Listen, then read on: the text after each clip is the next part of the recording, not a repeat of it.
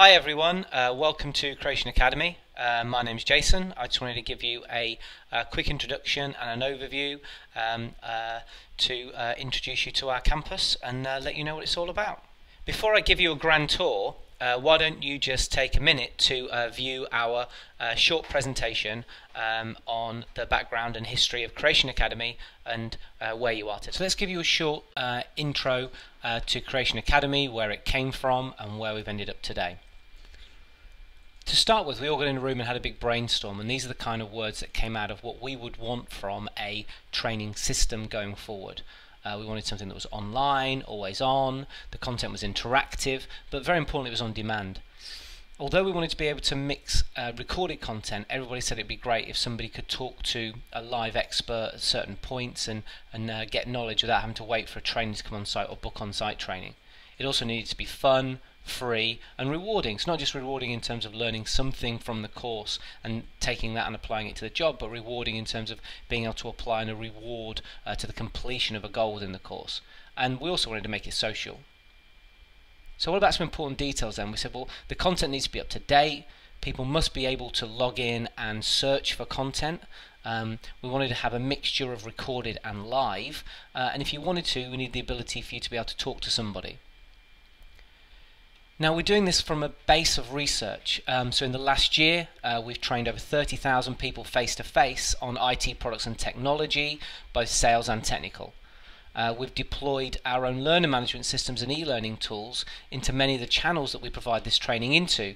And also, on a side note, we've also built web systems and apps that engage the channel end users. So what we've tried to do is bring all of that insight together and effectively deliver a live e-learning system with recorded content and a cutting-edge virtual learning classroom tool. The whole point here is we want to be able to use the classroom, hopefully, to save people moving around to try and get access to experts, so have less need for travel. But being able to replicate a classroom or a theatre environment where you can interact with the other delegates or interact with the specialists that are delivering the course. So what are some key points? So it's online, so that means that you need to be on the internet. You need to have a half-decent PC. That really is important. You need to have a mic, and it needs to have speakers. It's also secure, which means that we need to know who you are. So not anybody can get access. So you need to register. You need to make an account. We need to verify who you are. For the virtual classroom tool, you need to download a client to be able to access, and of course you're going to need to come and log in. So that means managing you as a user in the system. And it's all about learning. So, this isn't just about giving you a little bit of information. We want to be able to track your progress. We want to be able to update you and inform. We're going to include tests and learning games, and of course incentives around this as well. So you can come in and see what courses have I done, what haven't I done, what percentage complete am I all the way through. So what have we ended up with? Effectively what we ended up with is one system that delivers an e-learning library of pre-recorded content that's all interactive and up to date. That is enables you to interface with our face-to-face guys. So this is whether you want to be able to book on-site training, book sales training, or book one of our certified courses that's either sales or technical. And then the third element is that it's a virtual classroom. We're calling this 2.0 because this actually enables you to attend a live class as if you were sat in a classroom with the presenter, with your other delegates. We can also arrange one-to-ones with one of the specialists, or if you just want to use the facility to book your own training, then we can do that as well. And all this comes together to form Creation Academy. And that's our result. And we're really proud of where we are. So hopefully now we can sit back, enjoy the training, attend a course, get certified, all from the comfort of your own desk or your own home. So if we take you right to the beginning, when everybody spawns or first loads into the Academy, they all start here in orientation. So orientation is a central point where you get instructions, and it's literally just loading now live, and you can see how to use keys. It gives you instructions about how to zoom and how to move around. What we also have is 3 hot points on the left hand side that you can quick zoom to any area. So you have the choice of either quick clicking on one of our small hot buttons that takes you directly into one of the rooms if you're registered for training, or as we're doing now, you can just walk into the centre and go for an explore and then go into one of the corresponding areas. If there's a paid course that's running and you're not registered on that course, the zones will actually red mark off when you try and walk close. and that'll effectively stop somebody walking into a class and disrupting a class that they're not registered for. One thing we did want to show you is, as soon as you walk in, we have a small help desk. Now this can be manned by anybody in our team when either there's a course going on, or we can get a ping if somebody logs in. But effectively it means that we can give a warm welcome at first point to give a contact to somebody if they just want a question or they're looking for some training. Before we take you into one of the classrooms and show you the functionality of the slides and the way we feed in video, what I did want to show you is on the left hand side of the campus we've built a big section that we currently call the library. But in effect this is a two-tiered section in our environment which gives us live video walls or static walls where we can feed content to.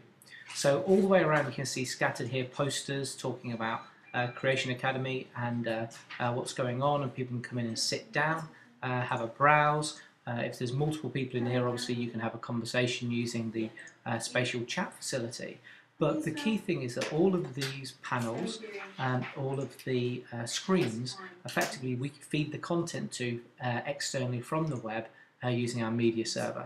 And we're just using a module at the moment we developed internally, and we're going to make this easy for the trainers to preload their own content, whether this is slides for the meeting rooms or whether this is content for any of the banners that are placed around the facility. This means that we've got a particular theme going on, or we've got a particular topic that we're discussing, or we just want people to be able to come in and be able to navigate with content. We can place these all the way around and do a complete brand. So this could be a live web page, it could be SCORM-based e-learning materials scattered around within the environment, so people don't just come in and enter a course, they can come in and interact with the environment and just sit in the sun and read about a latest product or a promotion. So let's take you inside the main auditorium. As I discussed in the introduction, the Academy is made up of 3 different training facilities. The main auditorium with seating for 100 people, a smaller classroom, and then a smaller kind of breakout function room, all of which include screens, and we'll show you some of those in a moment. So here we can see that there's a presentation going on, utilising both screens.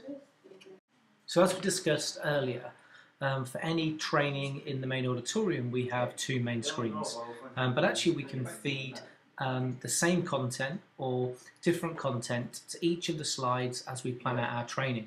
So here's an example where we're using the right hand side slide to detail the agenda, or the left hand slide showing the main course. This means that people can follow along and can see wherever we are at any one point. But of course these are live screens, which means that the presenter up on the podium can effectively control what is played on each screen. So what you're also seeing here is that we can zoom in and zoom out. So here's an example of loading a video on the secondary screen. So we can be delivering PowerPoint slides on one and video into the second screen. And when the user zooms in on the video, their sound for that video goes up. If we zoom back in on the PowerPoint slide, it drops back down again.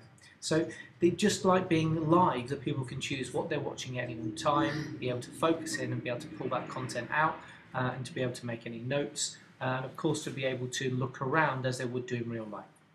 So one of the beauties of having these screens is that we can load in pre-prepared content. So if we've got some SCORM compliant e-learning modules or anything we want people to watch, we can physically pull that up on the screen. So here's an example now. The next thing we can do is we can use these screens to form interactive whiteboards.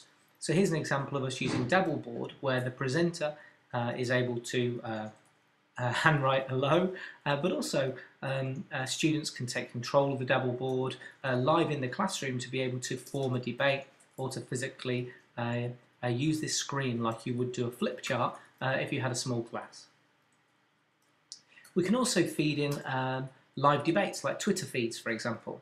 So here's an example of using the secondary screen, which is monitoring for keywords. In this example it's HP, but we can monitor keywords and feed in either conversations around specific topics or keep it closed just for the people that are in the auditorium. We can also use these, of course, just to pull in anything from the web. So here's an example where we pull in a straight website. I think the example we're just loading in here is BBC. But this means we can have a shared web browsing experience if we want to pull up something relevant to the day, or just give people something to guide them through. Again, we're keeping their eyes live, being able to move from screen to screen, keeping them occupied, but effectively anything that is then on the web, be it a shared presentation, we can feed into these screens. The other thing we can do is we can feed live video in.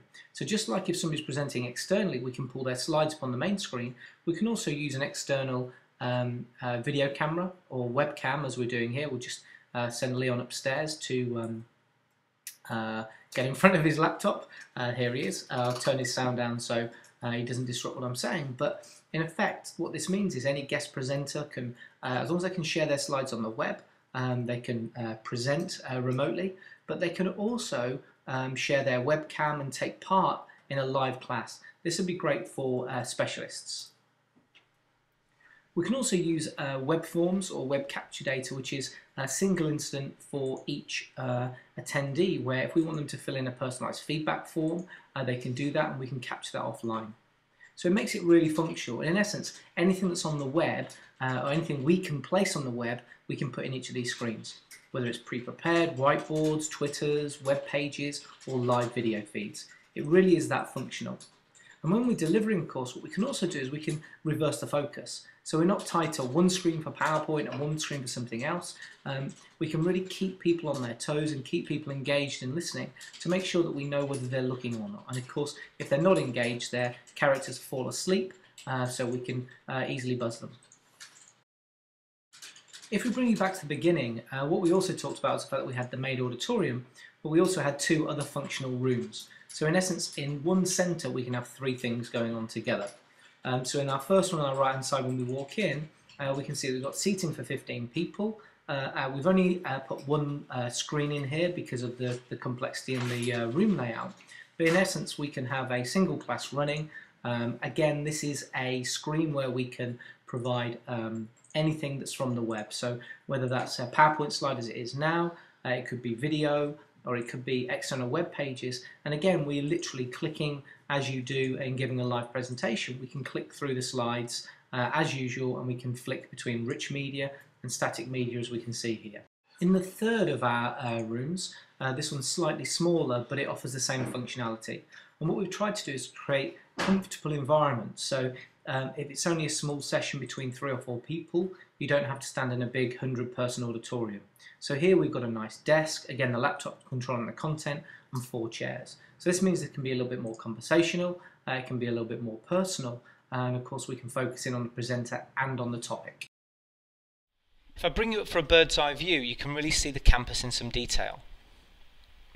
So starting from orientation, we have our library and relax facility on the left hand side where you can meet tutors, sit down, have one-to-ones. We then have 2 training facilities on the right hand side which can seat up to 10 people within each, or 12 at a push for more defined classes.